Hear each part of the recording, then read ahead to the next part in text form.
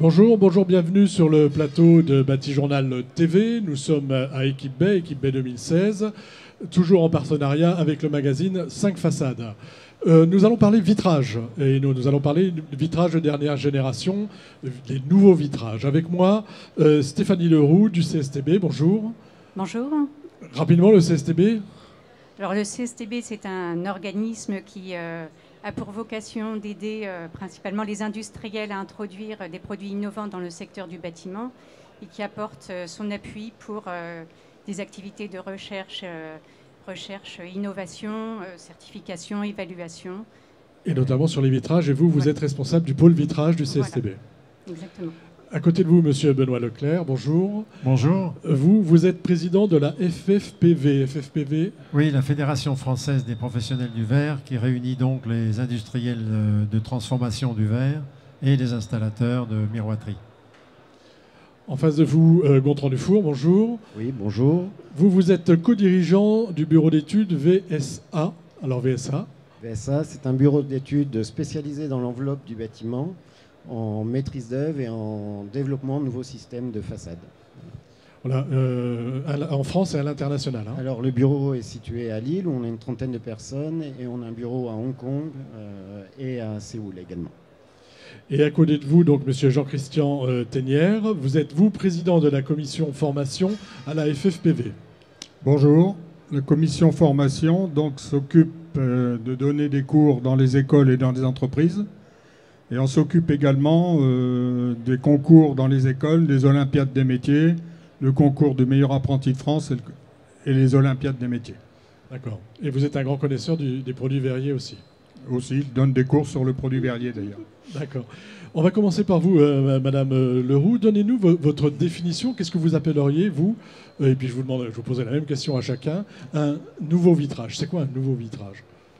Alors si on me pose cette question, pour moi un nouveau vitrage, c'est un vitrage qui va apporter des nouvelles fonctionnalités par rapport aux fonctions premières du vitrage, hein, qui dans un premier temps a été d'être une surface transparente qui va assurer une partie de l'enveloppe du bâtiment. Avec donc, le développement et les années à cette barrière transparente, on a cherché à améliorer ses performances thermiques. Et on voit arriver en fait une nouvelle génération de vitrages auxquels on va demander d'assurer des fonctions d'éclairage, de chauffage, d'opacification, et puis bien sûr avec toujours effectivement des recherches pour améliorer ses performances thermiques. Voilà, donc ce n'est plus simplement un matériau transparent qui me permet de voir à l'extérieur et de me protéger du froid. Enfin de me protéger en tout cas du vent à l'époque. Voilà, exactement. Ces fonctions évoluent et sont voilà, de plus en plus complexes. De ce point de vue-là. Et varié. Monsieur Leclerc, pour vous.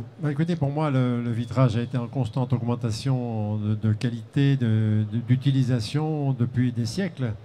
Mais il est clair que si nous parlons aujourd'hui de thermique, c'est depuis les années 50 que le vitrage isolant est né et s'est développé et s'est amélioré de décennie en décennie, puisqu'il est maintenant 3 fois, 4 fois plus isolant qu'il l'était quand il est né sous la forme du biverre que chacun connaît encore aujourd'hui. Et aujourd'hui, on arrive maintenant avec des apports des couches métalliques sur les vitrages, avec l'utilisation des gaz rares, à réaliser des performances thermiques exceptionnelles qui équivalent aux cloisons en béton à côté desquelles ils sont installés. Je vais peut-être dire une bêtise, ces vitrages à couches, c'est ce qu'on appelle les vires, c'est ça ? Oui, c'est ça. Les couches, rappelez-nous, c'est vitrage à isolation renforcée. C'est ça. Ce sont en fait tout ce qui est traitement des vitrages, que ce soit en protection solaire ou en conservation des calories à l'intérieur des bâtiments. C'est une technique qui consiste à appliquer sur la surface d'un verre, que ce soit le verre extérieur du double vitrage ou le verre intérieur, ou sur une face ou sur l'autre, à appliquer des ions métalliques. Et donc, selon la composition de ces couches d'ions métalliques, du métal qui est utilisé, les fréquences sont différentes, les fréquences qui sont filtrées sont différentes, et on arrive à des résultats différents. Vous, monsieur Dufour, un nouveau vitrage ou un vitrage de dernière génération, qu'est-ce que vous lui demandez ? Donc c'est un vitrage qui s'est adapté à l'évolution réglementaire. Aujourd'hui, on a la réglementation qui demande des performances thermiques de plus en plus élevées. mais aussi des gains en apport de lumière naturelle dans les bâtiments.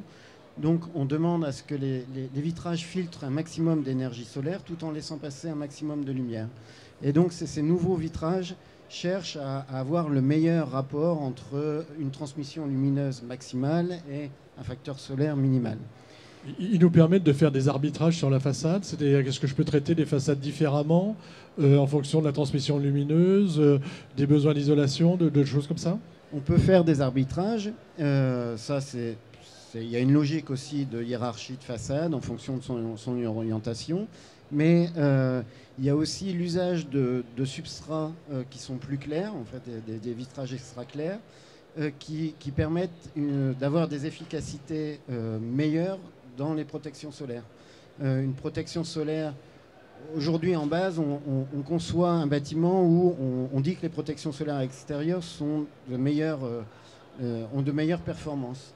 En faisant un peu de recherche, en faisant pas mal de recherches, puisqu'on l'a fait avec le CSTB, on peut aussi obtenir des performances très élevées en ayant des protections solaires intérieures réfléchissantes. Donc on est en train de livrer un bâtiment B-Post à Bordeaux comme ça. Et donc on tire un maximum de performance de la protection solaire en gagnant en transparence sur le verre. Et que le verre soit plus transparent, il renvoie mieux l'énergie vers l'extérieur. Donc il y a comme ça des recherches qui sont des nouvelles recherches qui s'adaptent aux nouvelles réglementations thermiques, aux certifications, puisque quasiment tous les bâtiments d'aujourd'hui sont certifiés. Et les certifications demandent justement de travailler sur cet équilibre lumière et énergie. Monsieur Thénière, votre définition à vous, ou en tout cas ce que vous attendez d'un nouveau vitrage ou vitrage de dernière génération? Le vitrage de dernière génération, c'est celui qui s'adapte à notre vie quotidienne. Aujourd'hui, les nouveaux vitrages répondent à toutes les nouvelles normes énergétiques, mais en plus, ils doivent répondre à tous les critères physiques qu'on demande aux autres matériaux dans la construction. Ils doivent être transparents, ils doivent être acoustiques, ils doivent être solides, sécurité, ils doivent résister au feu. On a des vitrages aujourd'hui qui sont anti-balles. Le verre et le sol, en étant transparent, en répondent à tous ces critères. Et tout ça, c'est grâce aux nouvelles normes qui sortent depuis une vingtaine d'années. On a la chance que les vitrages sont fabriqués par des grands manufacturiers qui dépensent beaucoup d'argent au niveau recherche et développement et qui permettent justement de s'adapter à notre vie quotidienne. C'est la norme, c'est les normes qui sont de plus en plus sévères, qui permettent au vitrage d'évoluer, ou c'est l'inverse? Disons que les normes sont sévères, mais il faut savoir qu'il y a une vingtaine d'années, les déperditions d'une maison venaient à 35% sur les fenêtres. Aujourd'hui, on est presque les mêmes performances sur les fenêtres vitrées que sur les maçonneries isolées. Donc ce sont plutôt les manufacturiers qui se sont adaptés aux nouvelles normes. Alors, il y a d'autres choses, hein, d'autres évolutions qui vont avec le vitrage. Il y a par exemple la production d'énergie avec le photovoltaïque. Est-ce que là, on a des choses nouvelles et est-ce que ça a un réel intérêt? Donc, je ne sais pas qui veut répondre à cette question, Monsieur Leclerc. Je crois que Madame Leroux a des idées là-dessus, non? Alors, on a vu récemment des communications en fait, sur de nouveaux vitrages photovoltaïques transparents. Qui effectivement représenterait une nouvelle génération de vitrages. Oui. Est-ce que vous pouvez nous dire un peu comment ça fonctionne? Est-ce que quelqu'un sait comment ça fonctionne? C'est surtout l'avantage que les vitrages photovoltaïques augmentent en fait le facteur solaire. C'est-à-dire que la protection solaire, la cellule, fait fonction de Merci. fait fonction de protection solaire. Donc on produit de l'énergie et on se protège du soleil en même temps. Alors comment ça fonctionne? Je pense que vous en parlerez mieux que moi. Mais l'idée, dans la conception de bâtiments, c'est quand même une idée d'équilibre, surtout sur des verrières. En fait. Un équilibre, c'est-à-dire que la verrière, je pense à un bâtiment qui est le bâtiment Icari à Lyon, où justement on a joué avec les cellules photovoltaïques pour la protection solaire. Mais là, je pense qu'on parle d'autre chose. Hein. On parle d'un vitrage qui est complètement transparent. Effectivement. Avant, les photovoltaïques, on les posait seulement en toiture, c'était opaque. Maintenant, on peut les avoir dans les façades. Et ça, c'est une grande évolution. Et surtout qu'il y a une grosse société à Toulouse qui est à l'origine de tous ces... de toutes ces évolutions. Mais je crois qu'il y a une société marseillaise aussi. Aussi, oui. Dans le sud de la France. Donc c'est dans le sud de la France que ça se passe. Bah, il y a plus de soleil que... C'est un vrai avenir, le photovoltaïque, enfin, Absolument. la production d'énergie avec le vitrage, oui. Ça a de l'avenir. Ça correspond bien aux énergies nouvelles et renouvelables.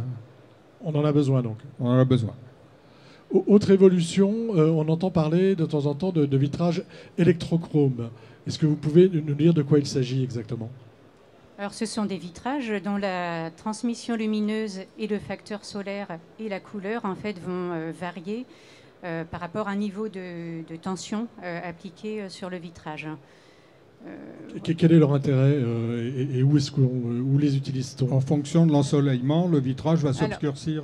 Alors, dans le cas des électrochromes, en fonction de la tension appliquée, on va pouvoir jouer effectivement sur l'obscurcissement du vitrage et sur son facteur solaire. Donc choisir des états différents l'hiver ou l'été ou en fonction de la journée en fait, et en fonction effectivement par exemple de l'ensoleillement extérieur pour se protéger de l'ensoleillement par exemple et pour avoir un meilleur facteur solaire dans des conditions de fort ensoleillement. Par contre, ça aura une incidence sur les protections solaires des vitrages, parce qu'avec ce genre de vitrage, on n'a plus besoin de protection solaire par store. Oui. Le verre devient actif. Voilà, c'est ce qu'on appelle le verre actif. Ouais. On voit quelques exemples. Est-ce que vous pensez que ça, c'est des produits qui ont de l'avenir, qui ont beaucoup d'avenir ? Si on veut comprendre à peu près comment ça marche, c'est un peu comme les lunettes qui s'assombrissent en fonction du soleil qui tape dessus, quoi. C'est un peu le même principe. Mais je pense que ça a un avenir... réduit, je dirais, parce que le marché ne doit pas être très important pour ce genre de produit. Il ne reste pas moins que les stores auront toujours leur utilité et seront plus efficaces pour protéger du soleil. Mais il y a certains cas où cette solution sera applicable. Est-ce qu'un vitrage contemporain, je rebondis un petit peu sur ce que vous dites, ou à moins que vous vouliez... Est-ce qu'un vitrage contemporain aujourd'hui, avec toutes ces caractéristiques de thermique, de luminosité et de contrôle solaire, s'accompagne quand même d'un store, d'une protection solaire obligatoirement ? Est-ce qu'on peut faire du contrôle solaire ? Vous abordiez cette question en fait, du contrôle solaire. Et est-ce qu'on peut aller faire du contrôle solaire avec le vitrage seul ? Oui, on peut, absolument. C'est tout à fait faisable. Aujourd'hui, ça se démontre sans difficulté et l'expérience nous montre que ça fonctionne bien. Et cela se fait au détriment de la luminosité ou de la thermique, ou est-ce que ça va ensemble ? Pas nécessairement. Pas nécessairement. Ça peut se faire au détriment de la thermique, mais pas de la luminosité. Aujourd'hui, les solutions existent. Alors, une autre question pour vous, puisque vous intervenez sur des projets architecturaux parfois prestigieux, ou sinon lambda aussi, mais vous, au point de l'évolution de l'architecture et de l'évolution architecturale, qu'est-ce que apportent ces vitrages ? Qu'est-ce qu'ils vous apportent ? Alors, les vitrages, on les utilise dans plein de fonctions, puisque c'est notre métier. On a quelques exemples comme sur le musée des Confluences où le verre qui est dans le puits de gravité, donc dans le cristal, dans l'entrée du musée des Confluences, le verre est chauffant pour faire fondre la neige quand il y a de la neige à Lyon, même quand il y a une avalanche. L'ensemble a été calculé pour maintenir une avalanche et que le verre du fond qui est transparent puisse chauffer, faire fondre la neige et l'évacuer en temps de neige. Voilà. C'est une fonction. C'est une fonction exceptionnelle, mais une fonction quand même. Voilà. Et il y a aussi, dans le même ouvrage, les verres qui sont juste en dessous. C'est des verres qui sont bombés avec des formes qui ne sont pas développables. Et donc, c'est toute la partie qui est inférieure au puits de gravité. Et là, il y a aussi beaucoup de développement, surtout dans les outils de transformation des verres, pour donner au verre une qualité architecturale, une forme prestigieuse, voilà, et donner une nouvelle image au bâtiment. Alors, on parlait de vitrage, on veut parler ici de vitrage de nouvelle génération. Ça, il y a 10 ans, c'était possible ou pas possible ? Ou est-ce que là, on est vraiment sur des nouvelles générations de produits verriers qui vous permettent de faire ces produits spécifiques ? Il y a 10 ans, je pense qu'on savait bomber les verres. Ça, c'est pas le sujet. Mais on arrive aujourd'hui à réaliser des géométries. On fait un bâtiment qui s'appelle Quai Ouest, qui est à Issy-les-Moulineaux, où on vient plier une feuille de verre de 3 mètres par 3 mètres. On la plie dans sa diagonale. Pour plier un verre, mais vraiment avoir un pli, il faut avoir des outils de transformation de verre qui sont assez spécifiques. Donc, et c'est ces outils de transformation du verre qui, en évoluant, permet de donner une nouvelle géométrie et une nouvelle capacité au verre à répondre à une architecture plus audacieuse. Voilà, donc les verres d'aujourd'hui permettent d'aller loin en architecture, permettent aussi de faire des grands volumes, c'est ça? Voilà, des grands volumes et surtout, aujourd'hui, on fait des verres qui sont très solides, puisqu'on fait beaucoup d'escaliers, de planchers en verre. On n'hésite plus à marcher dessus. On a des façades entièrement en verre, sans ossature métallique, avec des renforts en raidisseur en verre feuilleté, de grandes dimensions. Des planchers en verre, même coupe-feu. En verre, même coupe-feu. C'est-à-dire que sur le musée Confluence, on a un énorme plancher en verre où il est traité coupe-feu 2 heures. Donc on marche sur le verre et il peut y avoir le feu en dessous. Voilà, donc là, le vitrage devient du verre. Hein, on n'est plus tout à fait dans le vitrage, mais voilà. On voit qu'on peut faire aussi de la structure avec.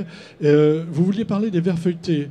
Quel est l'intérêt de ces verres feuilletés? Alors, le verre feuilleté, c'est un verre qui n'est pas incassable, mais quand il casse, il reste en place. Parce que j'allais dire, c'est pas nouveau le verre feuilleté. Non, mais par contre, on peut faire des verres feuilletés trempés. Et aujourd'hui, on peut incorporer entre les films PVB des décors, du tissu, on peut mettre du bois, des treillis métalliques. Les décorateurs aiment beaucoup ça. Et aujourd'hui, on utilise beaucoup plus le verre en décoration. Même de la végétation. Dans un concours qui avait lieu il y a 2 ans sur Équipe B, la FFPV a récompensé un escalier en verre qui enfermait de l'herbe à l'intérieur du verre feuilleté. D'accord, donc on peut aller très loin. Alors, je reviens vers vous, Madame Leroux, et puis on arrive presque au terme de notre échange. Je voudrais, parce que là on a parlé de projets un peu prestigieux, de choses un peu exceptionnelles, mais entre guillemets, le verre lambda aujourd'hui, qui est de dernière génération, que l'on voit autour de nous ici, dans les fenêtres qui sont présentées, quel est-il ? Est-ce que c'est un vitrage banal ou est-ce que c'est un vitrage quand même très technique ? C'est déjà un vitrage très technique parce qu'il a été optimisé d'un point de vue de ses performances thermiques principalement, avec l'utilisation d'une couche ou de plusieurs couches sur verre, avec l'utilisation d'espaceurs de vitrage isolant qui ont été longuement réfléchis et optimisés pour améliorer les performances thermiques sur la périphérie des vitrages. Ce sont des vitrages qui contiennent en grande proportion de l'argon. Voilà. À la fois, ce sont des vitrages lambda, mais à la fois, ce sont des vitrages qui ont subi des évolutions importantes. En fait, le vitrage aujourd'hui que j'ai dans ma fenêtre, la fenêtre que je vais acheter, ou que les poseurs ici vont mettre en place, est déjà un vitrage très technique, même s'il est devenu aujourd'hui lambda. Exactement. C'est ça. J'ajouterais que l'évolution a été très rapide au cours des 5-6 dernières années. Parce qu'il y a 6-7 ans, on posait encore pas mal de vitrages avec un UW de 1,8-2. Et depuis 5-6-7 ans, le 1,1 s'est généralisé. Et aujourd'hui, ils sont très techniques avec un gaz rare qui est de l'argon. Et dans des pays limitrophes comme au Luxembourg, on met facilement du krypton dans les vitrages isolants qui continue à faire baisser les performances. Et au plan économique, c'est viable? Parce qu'il y a l'aspect, on va dire, performance thermique, mais il y a aussi l'aspect économique. Et là, pour le coup, ça... Sur certains ouvrages où vraiment la performance thermique hivernale est un sujet déterminant pour une certification, on peut aller jusqu'à aller mettre du krypton dans les verres. Ça coûte un peu plus cher, mais ça augmente... Mais ça a une réelle efficacité. Exactement. Alors, je vais vous demander une conclusion à chacun. On va commencer par vous. Pour parler, parce que finalement, quand même, ces verres, il faut les certifier, il faut savoir qu'ils fonctionnent bien, et il faut faire quand même attention à ce qu'on y met dedans. Tout à fait. Tous ces vitrages auxquels on demande de plus en plus de choses, que ce soit de par leur performance mécanique, thermique, ou leur capacité à intégrer des LED, à intégrer des couches électrochromes, à leur demander de plus en plus de fonctionnalités. Il y a des points de vigilance, bien sûr, à regarder. Ce sont des vitrages à qui on va demander, qu'on va un petit peu pousser dans leur retranchement. On va demander aux intercalaires de vitrage feuilleté d'aller à des températures supérieures à celles qu'ils connaissent. On va également solliciter davantage les barrières de scellement des vitrages isolants. On va demander à ces vitrages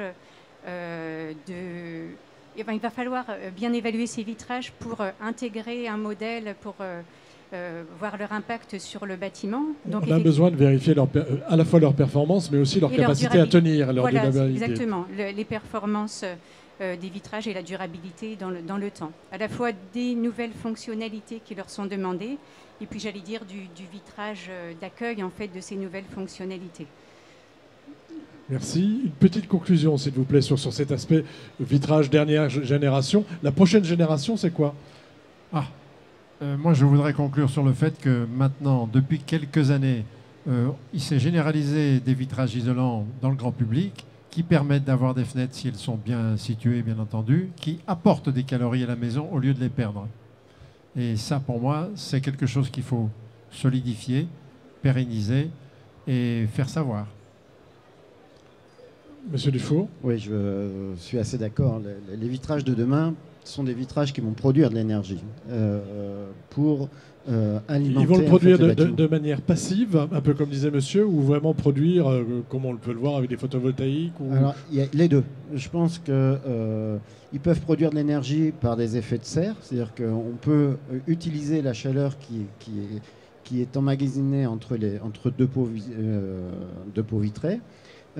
Comme ils peuvent être utilisés comme générateurs d'énergie en y intégrant des cellules photovoltaïques, peut-être même des petites éoliennes, puisque quand on crée un flux d'air, on peut créer aussi de l'énergie par des mini-éoliennes. Il y a des projets comme ça qui sortent dans les concours. D'accord, donc pas chez nous encore, mais d'accord, donc des projets, on va mettre de la petite éolienne dans le vitrage. On cherche dans la lame d'air, en fait, c'est ça? Voilà, ça devient des façades actives. D'accord. Monsieur, une petite conclusion sur ces... Petite conclusion, le verre existe depuis 5000 ans, donc il a un grand passé, et je pense qu'il a encore beaucoup d'avenir, et je pense que dans le futur, le verre sera incassable. Verre incassable, donc. Il l'est déjà presque avec les structures. Oui, mais aujourd'hui, on arrive à faire des verres aux États-Unis, ils ont trouvé du verre avec du palladium qui est aussi résistant que l'acier. Un vitrage aussi résistant que l'acier, bravo. Et merci d'être venu participer donc, sur notre plateau de Batijournal TV à cette présentation un petit peu... on a essayé d'être exhaustif sur les nouveaux usages du verre et sur les nouvelles générations de produits verriers. Merci beaucoup. Merci. Merci. Merci.